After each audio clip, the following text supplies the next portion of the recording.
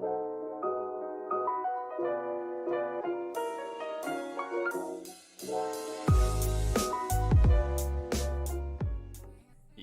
welcome back to the channel. If you're new, then what are you saying? We're back with another Conan Exiles video. This is the top 10 tips and tricks for new players.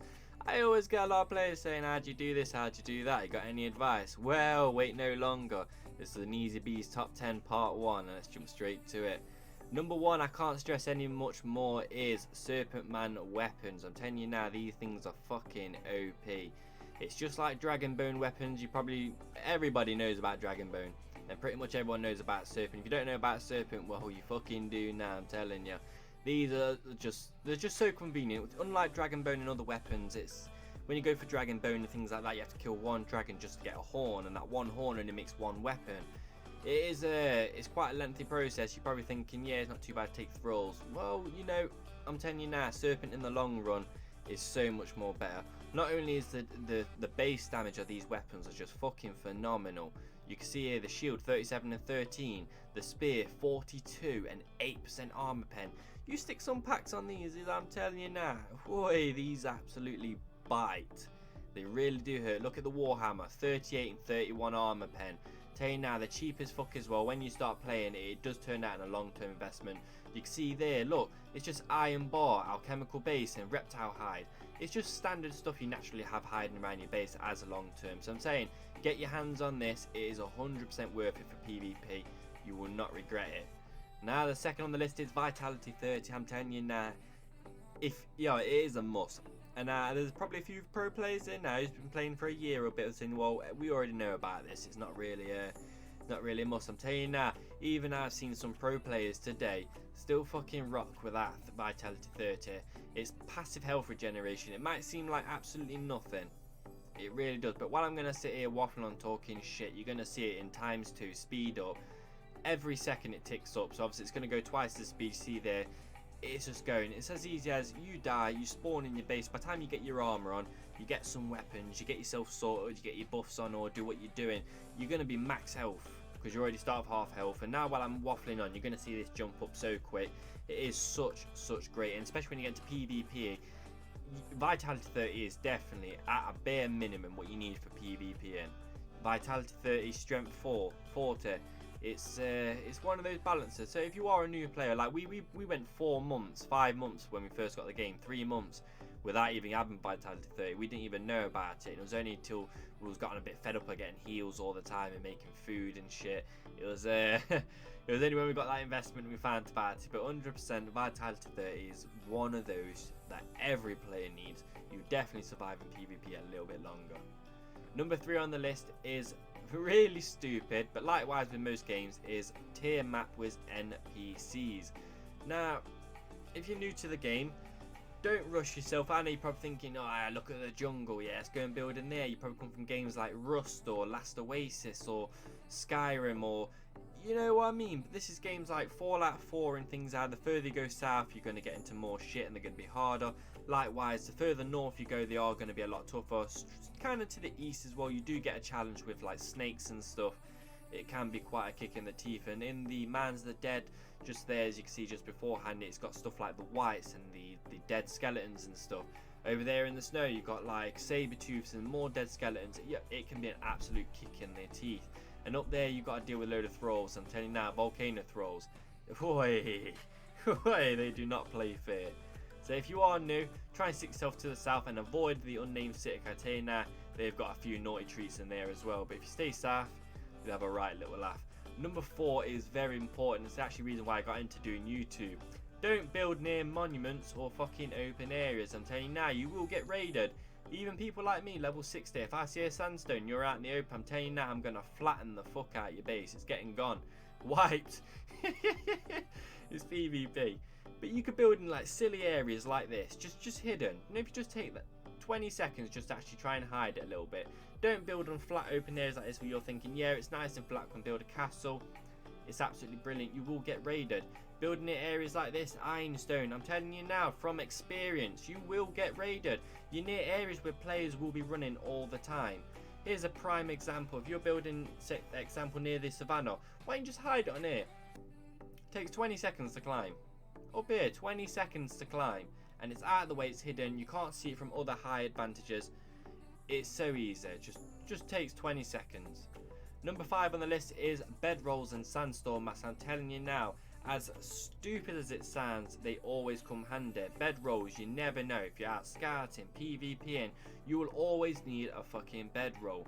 Same with sandstorm mask. If you're probably thinking, well, there's no sandstorms in the snow, there's no sandstorms in the volcano. Well, they actually have multiple practical uses to it. The sandstorm mask, I'm telling you now, some fucker shoots gas arrows at you. Boy, you ain't taking no damage there. It does help in the long run, but acid arrows, beware, they will break the shit out of your armor. It will block it, but it will break it. Coming over to number 6 is resources everywhere, and I know that sounds so fucking stupid when I say it, but let me elaborate a little bit. You see brimstone, it's one big area. This is just one example.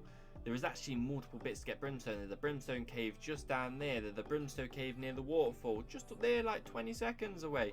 And you can even go underwater to the far right hand side of the map and get brimstone under there. Go to rock noses with a pickaxe. You kill a rock nose with a pickaxe, you'll get a small bit.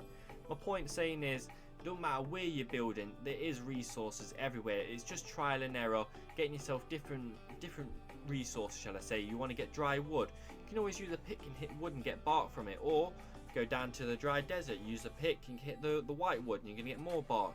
Like I said, there's literally resources everywhere. You open chests, you get silver coins, gold coins. Go down to the silver mine, you're obviously going to get silver from there. Like I said, literally anything. There, the snakes, you get yourself your demon blood. Go to the sinkhole, get kill the undead dogs, get more of it. Telling you now, absolutely everywhere.